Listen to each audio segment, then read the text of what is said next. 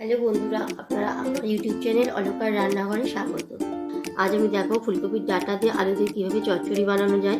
ফুলকপির ডাঁটা পেছনে ফুলের যে নিচের অংশটা, ডাঁটাগুলো আমি ছোটো ছোটো করে কেটে নিয়েছি এবং প্রেশার কুকারে দিয়েছি। দুটো সিটি দিয়ে আমি নামিয়ে নেব। এখানে আমি একটা আলু সরু করে কেটে নিয়েছি। কড়াটা আমি গরম করে তারপর 3 চামচ সাদা তেল দিয়ে দিয়েছি। তারপর মশলা চামচের 1 চামচ পাঁচফোড়ন দিয়ে দিয়েছি। আর কেটে রাখা আলুগুলো আমি তেলের মধ্যে এবার ছেড়ে দেবো এবং আলুগুলো ভাজা হয়ে গেলে সেদ্ধ করা ডাঁটাগুলো আমি কড়াইয়ের মধ্যে দিয়ে দেবো। এখন আমি 1 চামচ নুন দিচ্ছি, আপনারা আপনাদের স্বাদ অনুযায়ী নুন দেবেন। যেটা বলা হয়নি, আমি এর আগে 2 কাঁচা লঙ্কা আর অল্প সর্ষে শিলনোড়ায় বেটে আমি রান্নায় ব্যবহার করেছি।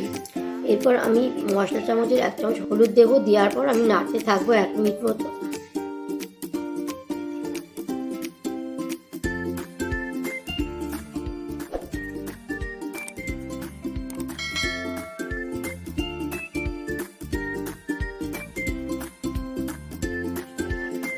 এরপর আমি সামান্য চিনি দেওয়ার পর 1 কাপ মতো জল দিয়ে দেব।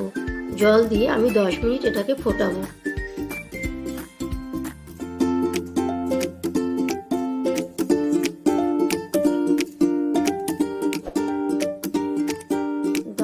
ফোটানোর পর ফুলকপি ডাঁটা আলুর চচ্চড়ি রেডি হয়ে গেছে। ভিডিওটি ভালো লাগলে লাইক ও শেয়ার করবেন, সাবস্ক্রাইব করার অনুরোধ রইল।